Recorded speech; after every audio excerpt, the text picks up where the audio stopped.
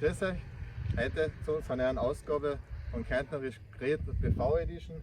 Heute darf ich Lukas Reiner von der Landjugend Deutsch Griffen da bei mir begrüßen und er wird uns das Wort Gorl erklären. Ja, grüß euch, ich bin der Lukas Reiner, wie ja gesagt, Landjugend Deutsch Griffen. Gorl ist also ein Ausdruck, der wird bei uns noch relativ viel verwendet. Das ist meistens sonntags, wenn die Oma Torten gebrochen hat und alle beim Tisch sitzen und die Torten so fettig ist.